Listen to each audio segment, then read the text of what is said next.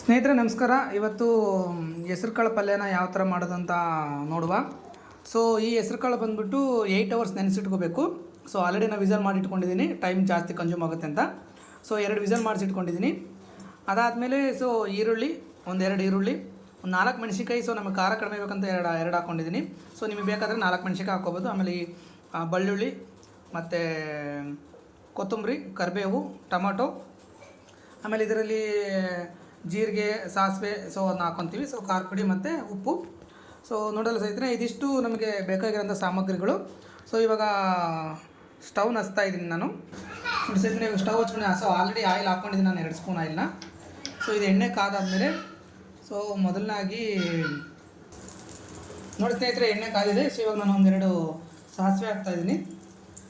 ಅದ ನಂತರ ಬೆಳ್ಳುಳ್ಳಿ ಹಾಕ್ಕೋಬೇಕು. ಅದಾದಮೇಲೆ ಹಸಿಮೆಣ್ಸಿನ್ಕಾಯಿ ಹಾಕ್ಕೊತೀನಿ. ಹಸಿಮೆಣ್ಸಿನ್ಕಾಯಿ ನೀವು ಚೆನ್ನಾಗಿ ಹುರಿದ್ರೆ ಖಾರ ಕಡಿಮೆ ಇರುತ್ತೆ, ಹಾಗಾಗಿ ಹಸಿಮೆಣ್ಸಿನ್ಕಾಯಿ ಹಾಕ್ಕೊಂಡಿದ್ದೀನಿ. ಅದನ್ನು ಸ್ವಲ್ಪ ರೋಸ್ಟ್ ಆಗೋ ಥರ ಹುರ್ಕೋಬೇಕು ನೀವು.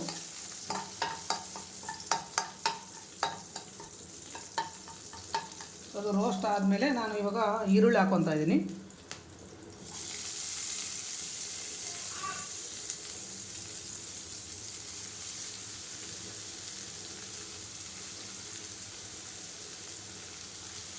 ಈರುಳ್ಳಿನ ನೀವು ಚೆನ್ನಾಗಿ ಸ್ಟಿಕ್ ಮಾಡ್ಕೋಬೇಕು. ಅದು ಯೆಲ್ಲೋ ಕಲರಿಗೆ ಟರ್ನ್ ಆಗೋ ಥರ ನೀವು ಹುರ್ಕೋಬೇಕು ಈರುಳ್ಳಿನ.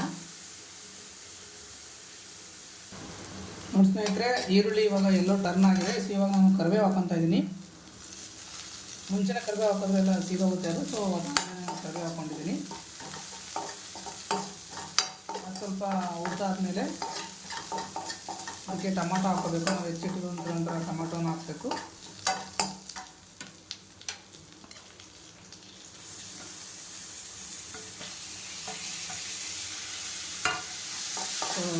ಟೊಮಾಟೊ ಇವಾಗ ಇದೆಲ್ಲ ನೀಟಾಗಿ ಹುರ್ಕೋಬೇಕು ಚೆನ್ನಾಗಿ. ಟೊಮಾಟೊಲಿರುವಂಥ ನೀರಿನ ಅಂಶ ಎಲ್ಲ ಇರೋ ಥರ ಹುರ್ಕೋಬೇಕು ಚೆನ್ನಾಗಿ. ನೋಡಿ ಸ್ನೇಹಿತರೆ ಟೊಮಾಟೊ ಎಲ್ಲ ಚೆನ್ನಾಗಿ ಹುರಿದಿದೆ. ಇವಾಗ ನೀರಿನ ಅಂಶ ಎಲ್ಲ ಇರೋಗಿದೆ. ಇವಾಗ ನಾನು 2 ವಿಸಲ್ ಮಾಡಿರೋಂತಹ ಹೆಸರು ಕಾಳು ಇವಾಗ ಇದಕ್ಕೆ ಹಾಕ್ಕೊಂಡು ಮಸಾಲೆಯಲ್ಲಿ ಅದನ್ನು ಹುರ್ಕೊತೀನಿ ಚೆನ್ನಾಗಿ. ಇವಾಗ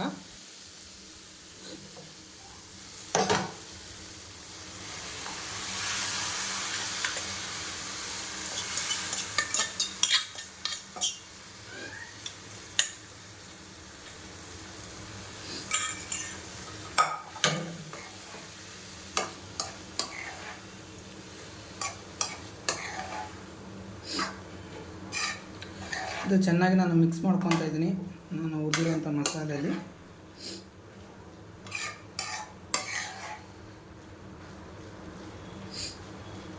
ನಾನಿವಾಗ ಸ್ವಲ್ಪ ಉಪ್ಪನ್ನ ಹಾಕ್ಕೊತಾ ಇದ್ದೀನಿ. ಆಲ್ರೆಡಿ ವಿಸಲ್ ಮಾಡಿಸೋ ಸ್ವಲ್ಪ ಉಪ್ಪು ಹಾಕಿರ್ತೀವಿ. ನಿಮಗೆ ರುಚಿಗೆ ತಕ್ಕಷ್ಟು ನೋಡಿಕೊಂಡು ಉಪ್ಪು ಹಾಕೋಬೇಕು.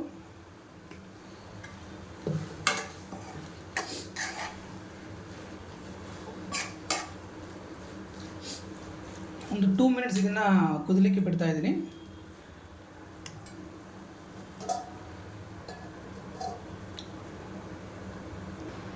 ನೋಡಿ ಸ್ನೇಹಿತರೆ ಮಸಾಲೆ ಇವಾಗ ಚೆನ್ನಾಗಿ ಹುರಿದಿದೆ, ಇದರಲ್ಲಿ ಮಿಕ್ಸ್ ಆಗಿದೆ. ನಾನು ಇವಾಗ ಒಂದು ಗ್ಲಾಸು ವಾಟರ್ ಆ್ಯಡ್ ಮಾಡ್ಕೊತಿದ್ದೀನಿ. ನೀವು ನೋಡಿಕೊಂಡು ಆ್ಯಡ್ ಮಾಡ್ಕೊಳ್ಳಿ. ನಿಮಗೆ ಗಟ್ಟಿ ಬೇಕಂತಂದರೆ ಅದನ್ನು ಅದೇ ಥರ ಮೇಂಟೈನ್ ಮಾಡಿ. ಸ್ವಲ್ಪ ನಿಮಗೆ ರಸವಾಗಿ ಬೇಕಂತಂದರೆ ನೀವು ವಾಟರ್ ಆ್ಯಡ್ ಮಾಡ್ಕೋಬೋದು. ತದನಂತರ ನೀವು ಆಲ್ರೆಡಿ ಮೆಣಸಿನ್ಕಾಯಿ ಹಾಕಿದರೆ ಖಾರ ಓಕೆ ಇದ್ದರೆ ಖಾರ ಪುಡಿ ಹಾಕೋ ಅವಶ್ಯಕತೆ ಇರೋಲ್ಲ. ನಿಮ್ಗೆ ಬೇಕಾಯ್ತಂದರೆ 1 ಸ್ಪೂನು ಖಾರ ಪುಡಿಯನ್ನು ಆ್ಯಡ್ ಮಾಡ್ಕೋಬೋದು ಇದಕ್ಕೆ. ನೋಡಿ ಸ್ನೇಹಿತರೆ ನಾನು ಇವಾಗ 1 ಸ್ಪೂನ್ ಖಾರ ಪುಡಿ ಆ್ಯಡ್ ಮಾಡ್ತಾಯಿದ್ದೀನಿ. ಅದು 2 ಮಿನಿಟ್ಸು ಚೆನ್ನಾಗಿ ಕುದಿಯೋ ಥರ ಬಿಡಿ. ತದನಂತರ ನೀವು ಕೊತ್ತಂಬರಿ ಕಟ್ ಮಾಡ್ಕೊಂಡಿರೋ ಕೊತ್ತಂಬರಿನ ಆ್ಯಡ್ ಮಾಡ್ಬೋದು.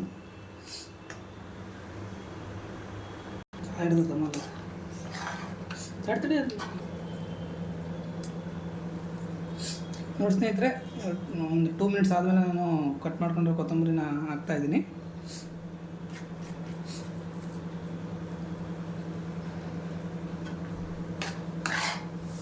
ಇವಾಗ ನಿಮ್ಮದು ಹೆಸರು ಕಾಳು ಪಲ್ಯ ರೆಡಿ ಇದೆ. ಇದನ್ನು ಪರೋಟ ಜೊತೆ ತಿನ್ಬೋದು, ಚಪಾತಿ ಜೊತೆ ತಿನ್ಬೋದು, ಉತ್ತರ ಕರ್ನಾಟಕ ರೊಟ್ಟಿ ಜೊತೆ ತಿನ್ಬೋದು. ನಾವು ಇವಾಗ ಉತ್ತರ ಕರ್ನಾಟಕ ರೊಟ್ಟಿ ಮಾಡ್ಕೊಂಡಿದ್ದೀವಿ.